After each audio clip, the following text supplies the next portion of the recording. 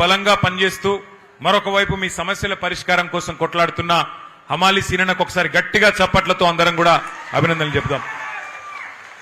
ఒకసారి సీనన్న మన కార్మిక విభాగం మీటింగ్కి వచ్చిండు. వచ్చి ఆ మీటింగ్ లో మాట్లాడిన మాటలు నేను మొత్తం కేసీఆర్ గారికి చెప్పిన.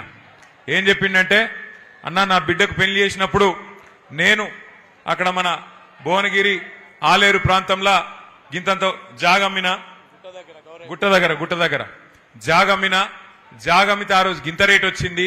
ఇవాళ ఈ కాంగ్రెస్ ప్రభుత్వం వచ్చినాక మొత్తం రేటు పడిపోయింది, మొత్తం పొట్టు అయింది పరిస్థితి అని చెప్పిన మాట నేను సార్ దగ్గర దాకా పోయి చెప్తే, ఒకసారి తప్పకుండా కలుద్దాం, హమాలీల సమస్యలు ఏంటి అని అడిగిండు సార్. అంటే నేనేం చెప్పినా అంటే, సార్ హమాలీల సమస్యల గురించి నేను కూడా అడిగితే సమస్యలు ఉన్నాయి మొత్తం పోలే, కానీ కేసీఆర్ దయతోని 8 రూపాయలు ఉన్న రేటును 26 రూపాయలు చేసుకున్నాం, 250% పెంచుకున్నాం. 2 ఏళ్లకు ఒకసారి ఎన్నడూ లేని విధంగా గతంలో 5 ఏళ్లుంటే 2 ఏళ్లకు ఒకసారి పెంచుకున్నామని చెప్పి అన్న చెప్పిండు అని చెప్పిన. చాలా సంతోషం. ఇంకేమన్నా సమస్యలుంటే కూడా నువ్వు చెప్పు, తప్పకుండా ఆరోగ్య భద్రత కావచ్చు, ఇంకా ఏదైనా సమస్యలు కావచ్చు, ఏమున్నా మళ్ళీ తప్పకుండా గులాబీ జెండా ఎగురుతుంది ఈ రాష్ట్రంలో. తప్పకుండా హమాలీల సమస్యలు ఒక్కటి కూడా ఇడిచిపెట్టకుండా తీర్చే బాధ్యత మనది అనే మాట కూడా నువ్వు చెప్పు అని చెప్పి సార్ నాకు చెప్పిండు. మరి మీకు తెలుసు, కేసీఆర్ సార్ వచ్చిన తర్వాత తెలంగాణలో మన ప్రభుత్వం వచ్చిన తర్వాత ఏ తీరుగా వడ్లు వండినాయి, ఏ తీరుగా సాగు విస్తీర్ణం పెరిగింది నాకంటే బాగా మీకే తెలుసు. ఎందుకంటే మోసటోనికి తెలుస్తుంది కష్టం, బస్తాలు మోస్తే తెలుస్తుంది కష్టం తప్ప డైలాగులతోని పంచ్ డైలాగులతోని ఏమి కాదు. మీరేమో కేసీఆర్ సార్ వచ్చినాక బస్తాలకు బస్తాలు పుట్లకు పుట్లు వడ్లు మీరు మోసిండ్రు.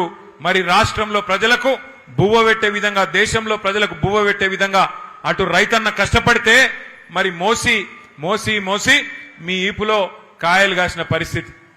మీరేమో బస్తాలు మోసి, వడ్ల బస్తాలు మోసి, బియ్యం బస్తాలు మోసి మీరు కష్టపడ్డారు. మరి ఇవాళ ముఖ్యమంత్రి గారు ఉన్నారు, ఆయన కూడా కష్టపడుతున్నాడు. ఏం సంచులు మోస్తున్నాడో నాకంటే బాగా మీకే ఎరక, ఏం సంచులు మోస్తున్నాడో యాడికి మోస్తున్నాడో మీకే ఎరక. ఆయన పాపం మోసి మోసి కష్టపడుతున్నాడు. ఆయన కూడా బస్తాలు మోసి మోసి ఢిల్లీలో ఉన్న పెద్దల కోసం పైసల సంచులు మోసి మోసి అవస్థ పడుతున్నాడు, ఆగమైతున్నాడు. ఆయన ఆగమైతే అయ్యిండు, కానీ రాష్ట్రాన్ని ఆగం చేస్తున్నాడు. నిన్ననే మేమందరం గౌరవ శాసనసభ్యులందరం కూడా అందుబాటులో ఉన్న వాళ్ళందరం కన్నెపల్లి పంప్ హౌస్ కాడికి పోయినాం. కాళేశ్వరం ప్రాజెక్టు ఎక్కడనైతే ఇవాళ మేడిగడ్డ బ్యారేజ్ ఉన్నదో అవతల 10 కిలోమీటర్ల యువతలకి కన్నెపల్లి పంప్ హౌస్ ఉన్నది. ఆడపోయి చూసినాం. దేశమంతా రాష్ట్రమంతానేమో వర్షాలు లేవు. మొత్తం 33 జిల్లాలలో 26 జిల్లాలలో వర్షాభావ పరిస్థితులు ఉన్నాయి. వర్షం తక్కువ పడ్డది, రైతు మొగులు దిక్కు చూస్తున్నాడు.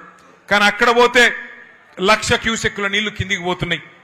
ఎందుకంటే KCR sir project, Kaleshwaram project ఎక్కడ కట్టిండంటే, మొత్తం ఎక్కడన్నా సరే కరువు ఉన్నా వర్షం లేకపోయినా గోదావరిలో ఏ పాయింట్లనైతే నీళ్లుంటాయో అగో గా పాయింట్ దేవులాడి లెంకులాడి అక్కడ ప్రాజెక్టు కట్టిండు.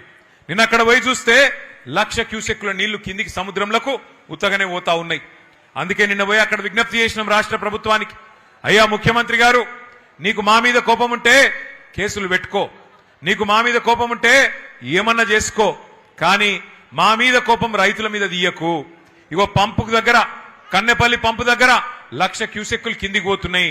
ఆడ నువ్వు చేయాల్సిందల్లా 2 పంపులు చాలు చేస్తే చాలు, మొత్తం రాష్ట్రం అంతా సుభిక్షంగా అవుతుంది కాళేశ్వరం ప్రాజెక్టు వల్ల.